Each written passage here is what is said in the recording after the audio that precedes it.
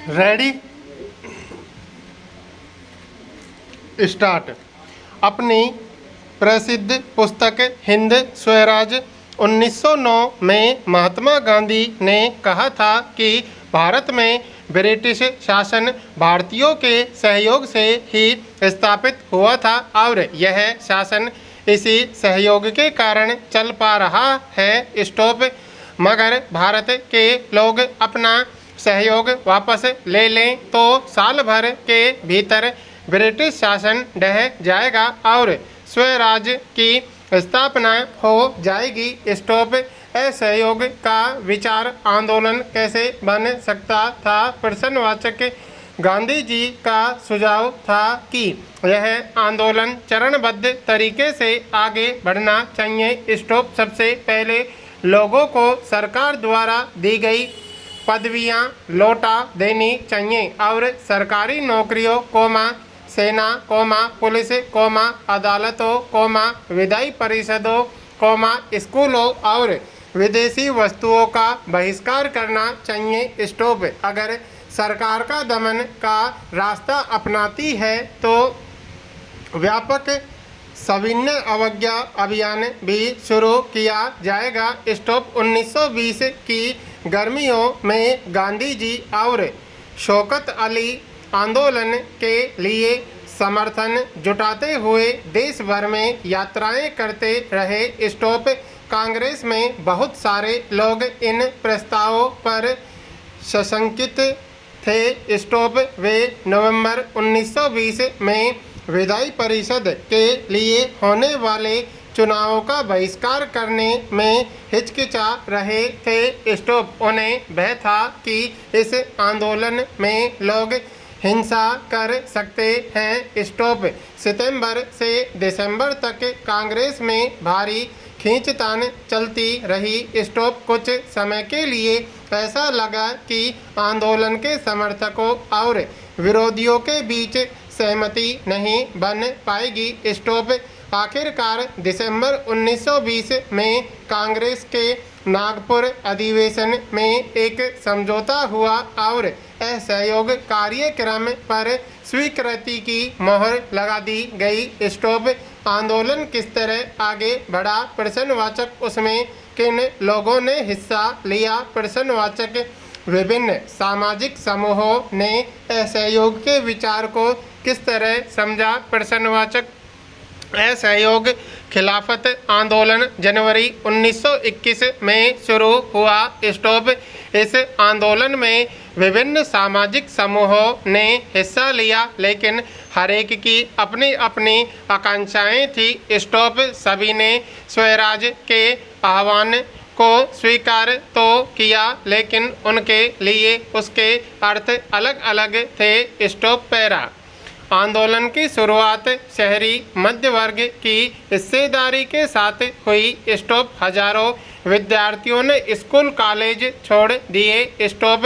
हेडमास्टरों और शिक्षकों ने इस्तीफे सौंप दिए। स्टॉप। वकीलों ने मुकदमे लड़ना बंद कर दिया। स्टॉप। मद्रास के अलावा ज़्यादातर प्रांतों में परिषद चुनावों का बहिष्कार किया गया। स्टॉप।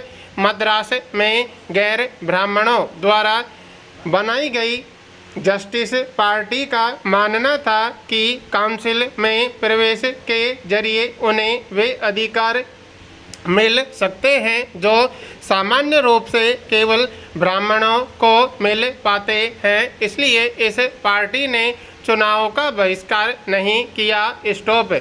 आर्थिक मोर्चे पर असहयोग का असर और भी ज़्यादा नाटकीय रहा। स्टॉप। विदेशी सामानों का बहिष्कार किया गया शराब की दुकानों की पिकेटिंग की गई। स्टॉप।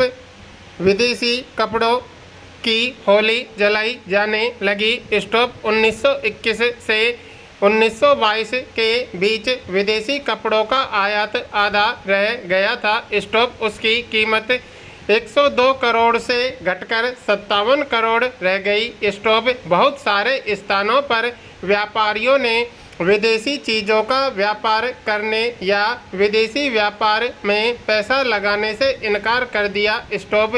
जब बहिष्कार आंदोलन फैला और लोग आयातित कपड़े को छोड़कर केवल भारतीय कपड़े पहनने लगे तो भारतीय कपड़ा मिलों और हथकरघों का उत्पादन भी बढ़ने लगा। स्टॉप कुछ समय बाद शहरों में यह आंदोलन धीमा पड़ने लगा। स्टॉप इसके कई कारण थे। स्टॉप खादी का कपड़ा मिलों में भारी पैमाने पर बनने वाले कपड़ों के मुकाबले प्राय महंगा होता था और गरीब उसे नहीं खरीद सकते थे। स्टॉप वे मिलों के कपड़े का लंबे समय तक बहिष्कार कैसे कर सकते थे? प्रश्नवाचक। ब्रिटिश संस्थानों के बहिष्कार से भी समस्या पैदा हो गई। स्टॉप आंदोलन की कामयाबी के लिए वैकल्पिक भारतीय संस्थानों की स्थापना जरूरी थी ताकि ब्रिटिश संस्थानों के स्थान पर उनका प्रयोग किया जा सके। स्टॉप लेकिन वैकल्पिक संस्थानों की स्थापना की प्रक्रिया बहुत धीमी थी। स्टॉप फलस्वरूप विद्यार्थी और शिक्षक सरकारी स्कूलों में लौटने लगे और वकील दोबारा सरकारी अदालतों में दिखाई देने लगे। स्टॉप पैरा 13 अप्रैल को जलियांवाला बाग हत्याकांड हुआ।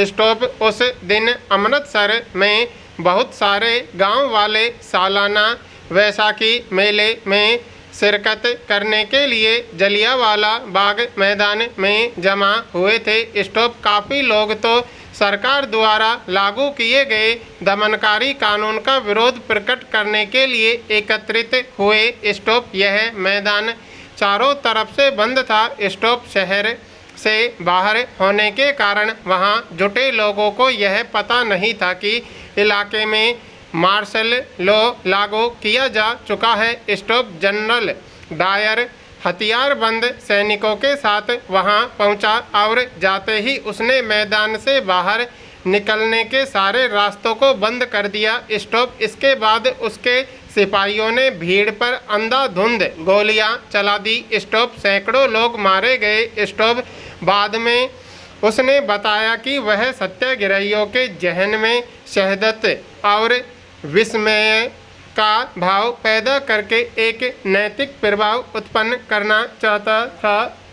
स्टॉप जैसे जैसे जलियांवाला बाग की खबर फैली, उत्तर भारत के बहुत सारे शहरों में लोग सड़कों पर उतरने लगे। स्टॉप हड़तालें होने लगी, लोग पुलिस से मोर्चा लेने लगे और सरकारी इमारतों पर हमला करने लगे। स्टॉप सरकार ने इन कार्रवाइयों को निर्ममता से कुचलने का रास्ता अपनाया। स्टॉप सरकार लोगों को अपमानित और आतंकित करना चाहती थी। स्टॉप सत्याग्रहियों को जमीन पर नाक रगड़ने के लिए सड़क पर घसीटकर चलने और सारे साहिबों को सलाम मारने के लिए मजबूर किया गया। स्टॉप लोगों को कोड़े मारे गए और गांवों पर बम बरसाए गए। स्टॉप हिंसा फैलते देख महात्मा गांधी ने आंदोलन वापस ले लिया। स्टॉप पहले ही रोल्ट सत्याग्रह एक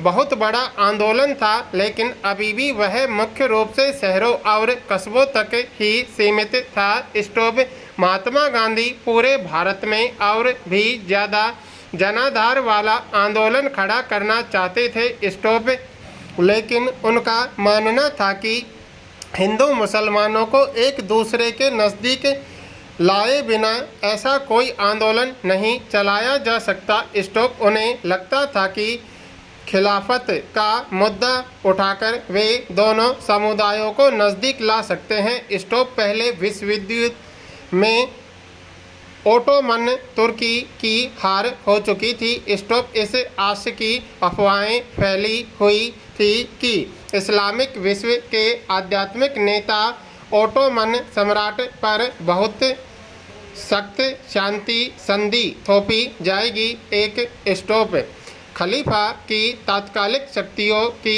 रक्षा के लिए मार्च 1919 में बम्बई में एक खिलाफत समिति का गठन किया गया था। स्टॉप मोहम्मद अली और शौकत अली बंधुओं के साथ साथ कई युवा मुस्लिम नेताओं ने इस मुद्दे पर संयुक्त जन कार्यवाही की संभावना तलाशने के लिए महात्मा गांधी के साथ चर्चा शुरू कर दी थी। स्टॉप सितंबर 1920 में कांग्रेस के कलकत्ता अधिवेशन में महात्मा गांधी ने भी दूसरे नेताओं को इस बात पर राजी कर लिया था।